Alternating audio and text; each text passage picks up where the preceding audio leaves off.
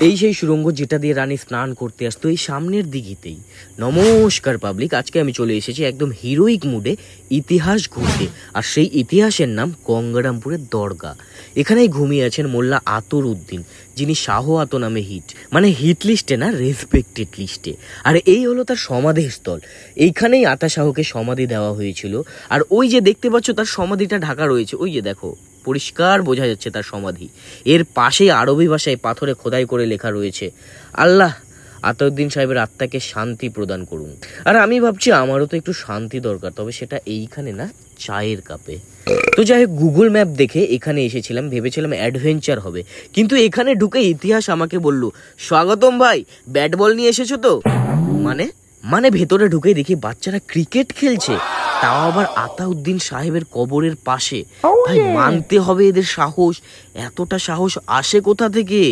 এখানে বল হারালে তো ইনশাআল্লাহ বলে বল ফেরত পেতে হবে, সেখানে এরা এখানে ঢুকে ক্রিকেট খেলছে। আর এরপরেই দেখলাম দেওয়ালের টেরাকোটা, ভাই এমন নিখুঁত কাজ যে দেখে মনে হবে ইটো যেন ফ্যাশন শো করছে। আর আমি এখানে সেলফি তুললে আমাকে বাদ দিয়ে সবাই কিন্তু সেই ইটটাকেই ফোকাস করবে, মানে সেই দেওয়ালটাকেই ফোকাস করবে। ছাদবিহীন এই সমাধিসৌধের চারপাশে এমন চিকন চিকন গলি যে এখানে ঢুকলে ডায়েট না করলে হয়তো বেরো হতে পারবে না তোমরা। এমন গলি হেঁটে গেলে মনে হবে যেন এর শেষে কোনো না কোনো রহস্য লুকিয়ে আছে। আর এর সামনেই রয়েছে ধল দিঘি, মনে হয় এর জল ধলা ছিল বলে আজ এর নাম ধল দিঘি। আর এর পাশেই রয়েছে সেই কাল দিঘি, যার জল নিশ্চয়ই কালোই হবে। আর হ্যাঁ, কালোর উদাহরণ হিসেবে তোমরা আমাকেও বেছে নিতে পারো, মানে আমার নামটাও বেছে নিতে পারো।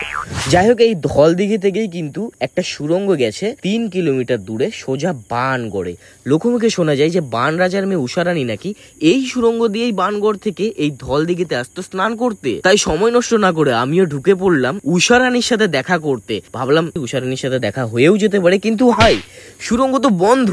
উষারানীর সাথে এখন আর হোয়াটসঅ্যাপে হয়তো দেখা হবে না। এ তো প্রেমিকার বাড়ির সামনে ধর্ণা দেওয়ার মতো অবস্থা, গেটের সামনে দাঁড়িয়ে আছি অথচ দরজা বন্ধ।